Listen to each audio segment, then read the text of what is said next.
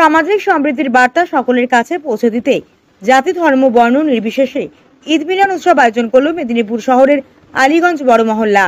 আলীগঞ্জ মহল্লায় আয়োজিত এই সান্ধ্যকালীন বর্ণাঢ্য অনুষ্ঠানে বিভিন্ন প্রশাসনিক আধিকারিক ও বিশিষ্ট ব্যক্তিবর্গকে সম্মাননা জ্ঞাপনের পাশাপাশি এই মহল্লা তথা 11 নম্বর ওয়ার্ডের 2025 সালের সমস্ত মাধ্যমিক উচ্চ মাধ্যমিক পরীক্ষার্থীদের অলীগঞ্জ মহল্লা কবর কাটা কমিটির সদস্যদের মেদিনীপুর টাউন মুসলিম কমিটির সম্পাদক সহ আধিকারিকদের অলীগঞ্জ বড় মহল্লার প্রাক্তন মহলদারগণ সহ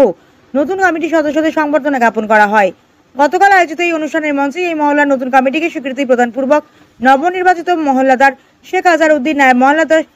শেখ ইমরান সহ কমিটির সদস্যদের হাতে স্বীকৃতিপত্র তুলে দেন মেদিনীপুর টাউন মুসলিম কমিটির সম্পাদক সরফরাজ খান, সহ সম্পাদক তানভীর শাহিদ সহ এই কমিটির আধিকারিকগণ। সেই সঙ্গে এই মহল্লার পক্ষ থেকে কাশ্মীরের পাহেলগামে জঙ্গি হানায় নিহতদের প্রতি শোক জ্ঞাপন করা হয়। এই অনুষ্ঠানে উপস্থিত ছিলেন মেদিনীপুর বিধানসভার সম্মানীয় বিধায়ক সুজয় হাজরা, 11 নম্বর ওয়ার্ডের কাউন্সিলর লিপি বিষয়ী, 13 নম্বর ওয়ার্ডের কাউন্সিলর মোজাম্মেল হোসেন, বিশিষ্ট সমাজসেবী অরুণ চৌধুরী সহ অন্যান্যরা। সেটাকেই আমাদেরকে সারা বছর আমাদের মনের মধ্যে ধরে রাখতে হবে। ফলে এই যে কিছুদিন পরে ঈদ মিলন উৎসব হচ্ছে তাতে কোনো অসুবিধা নেই, বরং এটার মধ্য দিয়ে আজকের সময়ে দাঁড়িয়ে এই ধরনের ঐক্যের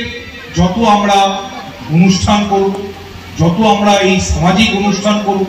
তার মধ্য দিয়ে কিন্তু আমাদের এই বন্ধন ভ্রাতৃত্ববোধ ভালোবাসার জায়গাটা আরো শক্তিশালী হবে। আমি সেই জন্য আজহার ভাইকে ধন্যবাদ জানিয়ে যারা এখানে মহল্লাদাররা আছেন তাদের সবাইকে নমস্কার সালাম জানিয়ে আমাদের এই ওয়ার্ডের কাউন্সিলর সম্মানীয় লিপি বিষয়ী আছেন, আমাদের মেদিনীপুর শহর সংখ্যালঘু সেলের সভাপতি এবং আমাদের মেদিনীপুর শহরের আমাদের দলের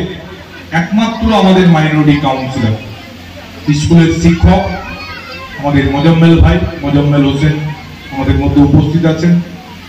আর আপনাদের এখানে বহু দিনের পরিচিত ব্যক্তিত্ব, আমাদের অনেক দিনের আমাদের সম্পর্ক, আমাদের প্রিয় অরুণ চৌধুরী, আমাদের অরুণ দা এখানে উপস্থিত আছেন, বিভিন্ন নাইম মহল্লা, বিভিন্ন দেশের মহল্লাদার বৃন্দ আছেন, আপনাদের এখানকার যারা গুণীজন আছেন সবাইকে আমি নমস্কার, প্রণাম, সালাম, আদাব জানিয়ে আমার বক্তব্য শেষ করছি।